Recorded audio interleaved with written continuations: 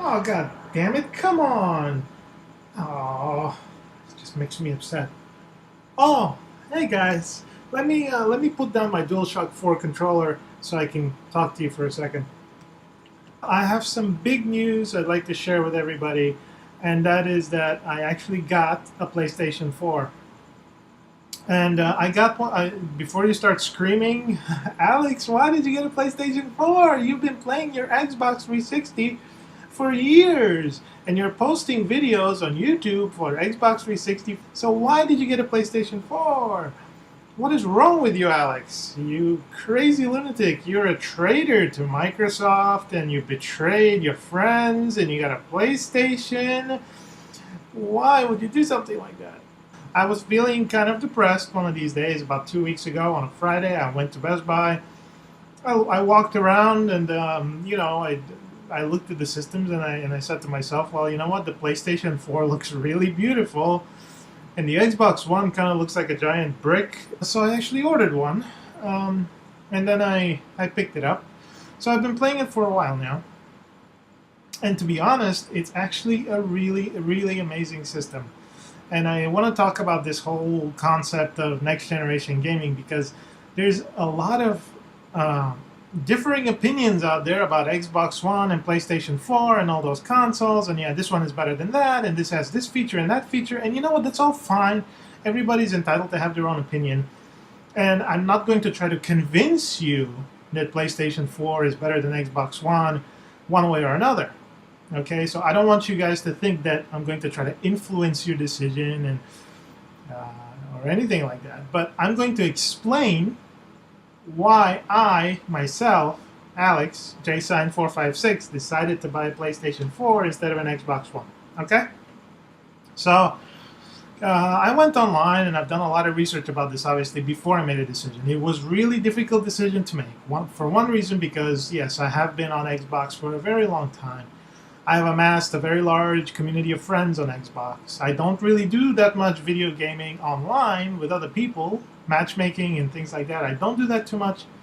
But the multiplayer that I have done, it has been really good. It's been really stable. So I was thinking about all of that, and ultimately I decided that it just wasn't for me. I gave this generation of my gaming life to Microsoft. And when I looked at the new consoles and what the new consoles were offering, I decided to give the next generation of my gaming life to Sony and the PlayStation. So why did I do that? Well, courtesy of IGN, I actually went together and assembled some comparisons just so you can see. Um, Purely on a hardware standpoint, the PlayStation 4 actually has a bit of a leg up on Xbox One. Well, first of all, it has faster memory. That's 8 gigabytes of GDDR5 memory as opposed to Xbox One's DDR3. And you might be asking yourself, like, what good is faster memory doing? Well, maybe to the average person it doesn't really mean much, but to game developers and next generation games, it's probably going to mean a lot. Faster access to data and all that jazz. I don't want to go into too much technical specifications on that, but let's just say it's better, right? That's the idea. That's the point. For one thing, if you look down here under GPU, it says 1,152 shaders to Xbox One 768. And why is that important? Well, it makes the games look better. If you have more shaders, you can do more with how the games are actually displayed, and the graphics processing unit will perform better. So that's why some games on PlayStation 4 look a little bit better than Xbox One.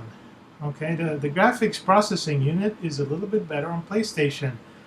Now, the PlayStation 4 has a removable hard drive. It's inside, but it's really easy to actually open it up and put in a faster hard drive. So that's another reason why I like it. Yes, the Xbox One supports external storage. So you see that red box I put there under external storage. Yes, USB based. You can put anything that you want. Maybe a 4 terabyte hard drive. They're encrypted with Microsoft proprietary operating format there. So it's really nice feature. But it's something else to dangle off the side of your Xbox console, to kind of make it look a little bit strange. Hey, what's a giant thing that you have there on the side of your Xbox? Oh, that's my external USB hard drive. So what's going to stop someone from actually taking that out, on a whim? Say, just to mess around with you. Your friends are like, oh, I'm just going to tug on this cable and see if it comes out and see what happens. Oh, you just screwed up my game, dude. Well, it's internal on the PlayStation 4. You pop it open, you put in a 2 terabyte hard drive, you put it back, put back the lid, and everything looks beautiful, exactly almost as if it was designed to come that way. So that was fantastic. And one of the big ones here is that there is no power brick. The power supply on the PlayStation 4 is internal. And why is that important for me? Because I like beautiful looking things. That's why I got an iPhone. That's why I have an iMac. They're just things that look beautiful, that look really nice in my entertainment center, look really nice when I put it together with other units and other devices. And the Xbox is the only device I have that has an enormous power brick. And the one that comes with the Xbox One, I hear, is actually quite bigger than the Xbox 360. But the PlayStation 4 is internal, so I don't understand how it's possible for them to make the PlayStation 4 so thin and narrow and really not very deep and integrate the power supply unit, while Microsoft makes a giant console, a huge console, much bigger than the PlayStation 4, and externally they have an enormous power brick. So there's something about the hardware design that just throws me off a little bit on Xbox One. How can Sony do that and Microsoft can't? It doesn't make any sense. The other reason why I really, really love the PlayStation 4 is if you see the comparison in the middle there, the comparison shows the difference between the controllers. So the PlayStation 4 controller is one of the most comfortable controllers I have ever held in my life.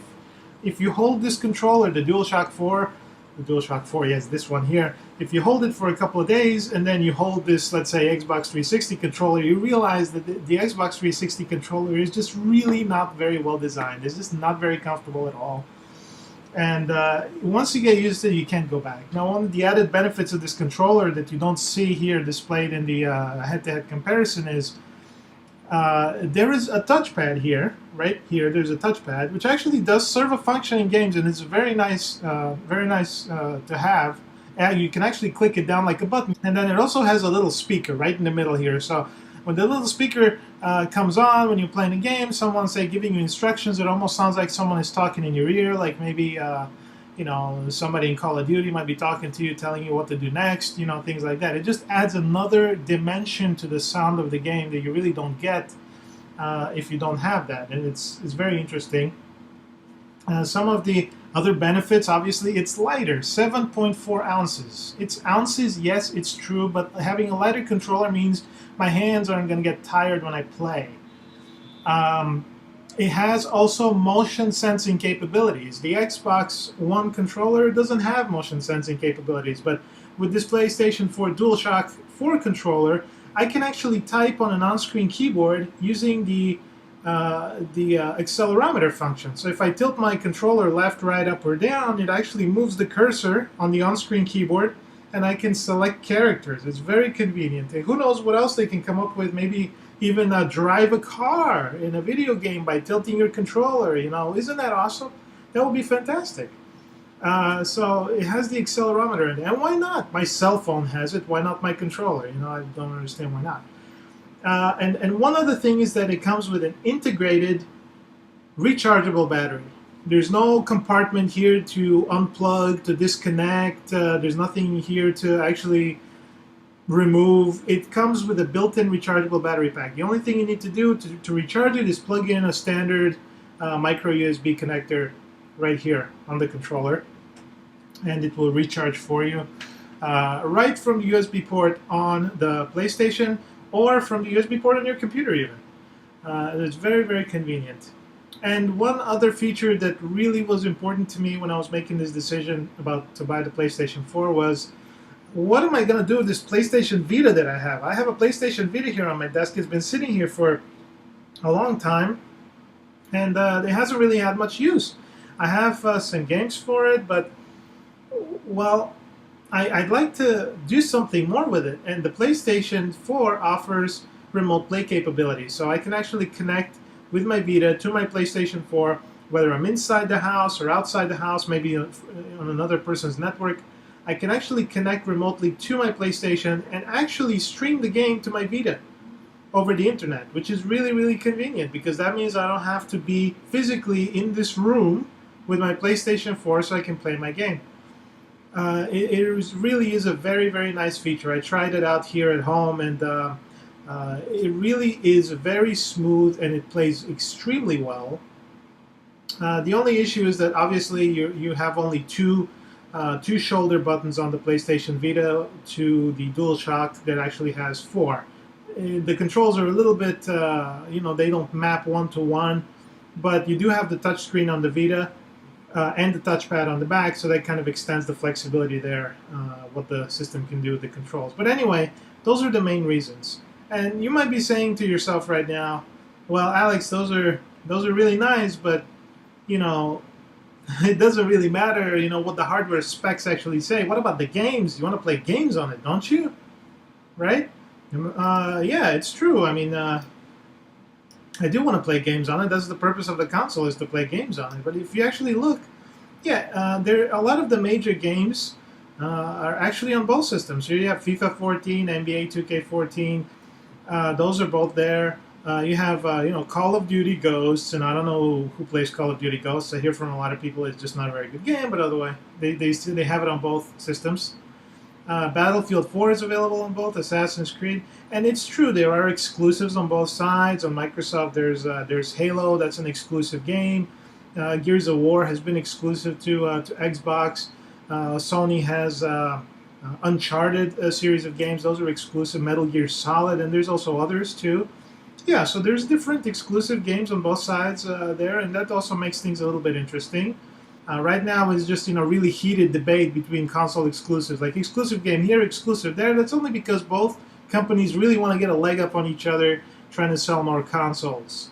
So it's really not a big issue for me. Being a PlayStation Plus member, kind of like I'm an Xbox Live Gold member, I do get some free games to play on my PlayStation 4. So it's actually works out very well for me right now. And I have not been disappointed with the selection. In a PlayStation 4, every single game that comes out is day one digital release, so I don't have to worry about going to the store. The only thing is that some of these games that are being released now, they're huge downloads in excess of maybe 20 or 30, even 40 gigabytes in some cases, and that can take a long time to download.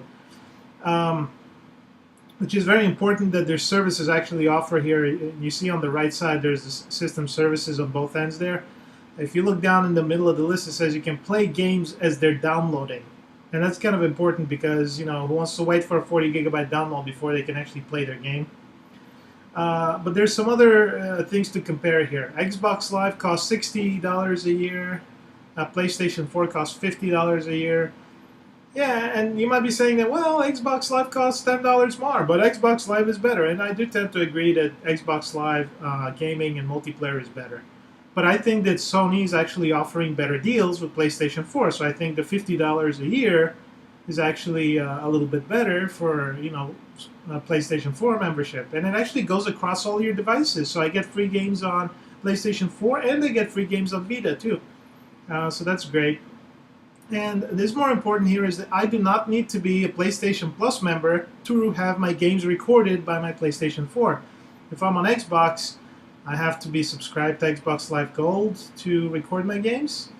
That seems a little bit strange for me, so I don't know if that's still true or not, but why? If I can play Netflix now without being Xbox Live Gold member, why do I need to be Gold member to record my DVR footage for my game? Doesn't make sense. Now, Xbox One does offer unlimited cloud storage to the PlayStation 4's 3 gigabytes of cloud storage, but I have never even come close to using anything close to 3 gigabytes of online storage before, so I really don't see this being an issue in the long run. But on PlayStation 4, you can have up to 2,000 people on your friends list. I'd love to be able to hear what you guys think and in which way you guys are leaning. I mean, like I said, everybody has their own opinion, so let's try to be respectful if we're going to have a discussion, but I'm very interested in hearing what you guys have to say about that.